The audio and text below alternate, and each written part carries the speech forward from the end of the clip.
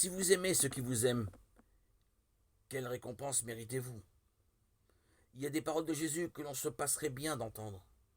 Celle-ci nous dit que l'amour, c'est aimer aussi ceux qui ne nous aiment pas ou qui nous aiment mal. Et chacun d'avoir immédiatement des noms et des visages en tête et de se dire non, quand même, pas elle, non, quand même, pas lui. L'appel à la sainteté se fait entendre dès la première alliance. Soyez saints, car Dieu est saint. Voilà qui peut nous rassurer. La source de la sainteté est en Dieu, c'est Dieu lui-même. Jésus demande à ses disciples d'être parfaits comme le Père céleste. Être à l'image de Dieu est notre vocation d'homme, et cela nous engage. Le christianisme est un chemin de perfection. Mais il y a comme une pédagogie divine du vivre. Elle favorise la progression, elle reconnaît ce qui est déjà accompli et incite à aller plus loin. La loi du talion, œil pour œil, dent pour dent, on le sait, constituait déjà un progrès. Elle régulait la vengeance et la violence, elle lui donnait une mesure.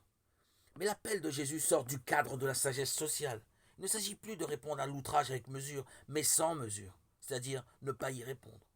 Tel est l'amour hors norme de Dieu qui fait tomber la pluie sur les justes et les injustes, sur tous, sans exception. L'amour divin est ouvert à l'universel, sans condition ni redevance. Et ce qui rend témoignage à cet amour démesuré au regard du monde ne peut être qu'à son image. C'est pourquoi tout défaut d'amour, de partage, de pardon apparaît comme insupportable à l'aune de l'amour divin.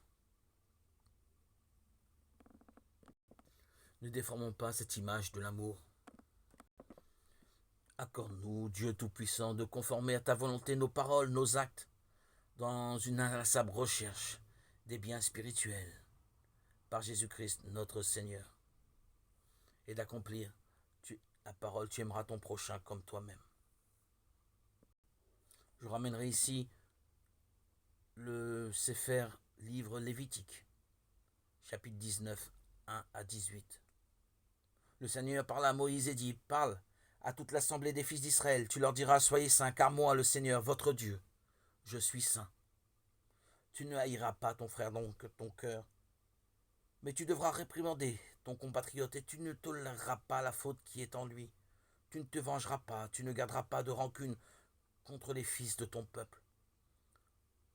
Tu aimeras ton prochain comme toi-même. Je suis le Seigneur.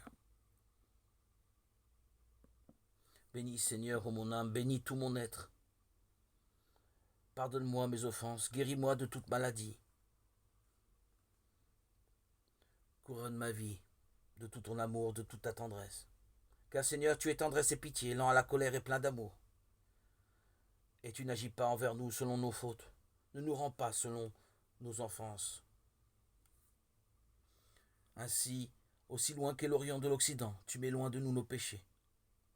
Comme la tendresse du Père pour ses fils, la tendresse du Seigneur pour qui le craint. Nous sommes le sanctuaire de Dieu. Lettre de Saint Paul apôtre aux Corinthiens, chapitre 3, versets 16 à 23. Frères, ne savez-vous pas que vous êtes un sanctuaire de Dieu et que l'Esprit de Dieu habite en vous? Si quelqu'un détruit le sanctuaire de Dieu, cet homme, Dieu le détruira, car le sanctuaire de Dieu est saint, et ce sanctuaire, c'est vous. Que personne n'y s'y trompe. Si quelqu'un parmi vous pense être un sage à la manière d'ici-bas, qu'il devienne fou pour devenir sage. Car la sagesse de ce monde est folie devant Dieu. Il est écrit en effet, c'est lui qui prend les sages au piège de leur propre habileté. Il est écrit encore, le Seigneur le sait, les raisonnements des sages n'ont aucune valeur. Ainsi, il ne faut pas mettre sa fierté en tel ou tel homme, car tout vous appartient, que ce soit Paul, Apollos, Pierre, le monde, la vie, la mort, le présent, l'avenir. Tout est à vous, mais vous, vous êtes au Christ, et le Christ est à Dieu. Ô Seigneur, que nous puissions garder ta parole, la parole du Christ, l'amour de Dieu, nous atteint vraiment dans sa perfection, si nous croyons.